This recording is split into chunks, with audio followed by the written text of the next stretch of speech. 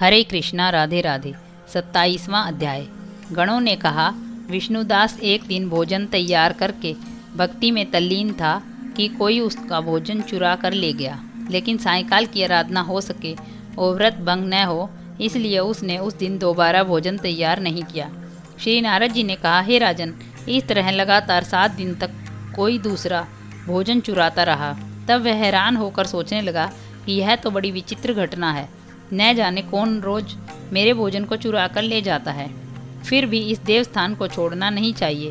अगर मैं भोजन बनाकर खा लेता हूँ तो देर हो जाएगी और पूजा छूट जाएगी। अतः मुझे भोजन बनाकर तुरंत नहीं खाना चाहिए। बिना भगवान को भोग लगाए वैष्णवों को भोजन नहीं करना चाहिए। अगर 7 दिन बिना भोजन के बीत गए हैं तो आज का एक दिन और सही। आज मैं भली भांति भोजन की रक्षा करूँगा और देखूँगा कि हर रोज इस प्रकार कौन चुरा कर ले जाता है। ऐसा सोचकर विष्णुदास भोजन के पास ही छिप कर बैठ गया। उसने थोड़ी देर के बाद देखा कि वहाँ पर एक चांडाल आया, जिसका शरीर अत्यंत दुर्बल था। उसके शरीर पर केवल चमड़ी ही चमड़ी दिखाई देती थी। जब वह चांडाल भोजन चुरा कर चल दिया तो विष्णुदास ने उसे पुकारा, हे भाई, यह रूखा भोजन लेकर क्या करोगे? घी भी लेते जाओ। ऐसे कहकर वह श्रेष्ठ ब्राह्मण आगे को बढ़ा। विष्णुदास को अपनी ओर आते देखकर वह चांडाल तेजी से दौड़ने लगा। वह ब्राह्मण से डर गया, लेकिन निर्बलता के कारण दौड़ भी तो न सका।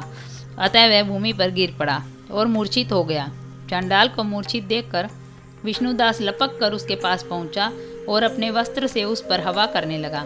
और इसके बाद उसने जो कुछ देखा उसे देखकर वह आश्चर्यचकित रह गया।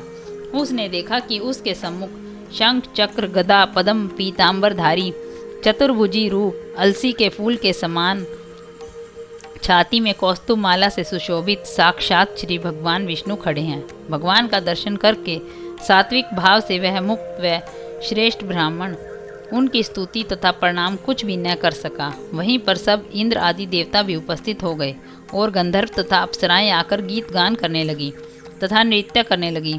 ब्राह्मण उन्हें प्रणाम करने के लिए ही उतावला हुआ, त्यों ही वहाँ संपूर्ण देव, गंधर्व और अप्सराएं आ गई। नृत्य संगीत होने लगे। भगवान विष्णु ने अपना स्वरूप ब्राह्मण को प्रकट कर उसका आलिंगन किया और दिव्य विमान पर बैठा कर उसे वैकुंठ ले गए। दिव्य विमान में ब्राह्मण को विष्णु भगवान के साथ जाते हुए चोल राजा ने भी देखा। उसने अपने गुरु आचार्य मुद्गल को कहा कि मैंने जो यज्ञ आदि किए हैं वे सब व्यर्थ हुए। जितनी दान दक्षिणा मैंने ब्राह्मणों को दी वह असफल हुई। विष्णु भगवान के दर्शन नहीं हुए। विष्णुदास ब्राह्मण ने केवल श्रद्धा से भक्ति की। उसके प्रभाव से विष्णु भगवान ने आकर उसको दर्शन दिए। इसीलिए भक्ति ही सर्वोपरि है। मुझे विष्णु भगवान के दर्शन के लिए राजकाज त्याग कर भक्ति करनी चाहिए। राजा के कोई पुत्र न होने के कारण उसने भांजे को राजगद्दी का अधिकारी बना दिया और आप विष्णु भगवान की भक्ति करने लगा। बहुत काल तक भक्ति करने के बाद भी विष्णु भगवान ने दर्शन नहीं दिए तो वह अग्नि कुंड में कूद गया। अग्नि में प्रकट होकर विष्णु भगवान ने राजा को गोदी में उठा लिया और कहा कि मैं तेरे त्याग और भक्ति से बहुत प्रसन्न हूँ। उसका आलिंगन करके उसको दिव्य विमान में अपने साथ बैठा कर वैकुंठ लोक में ले गए।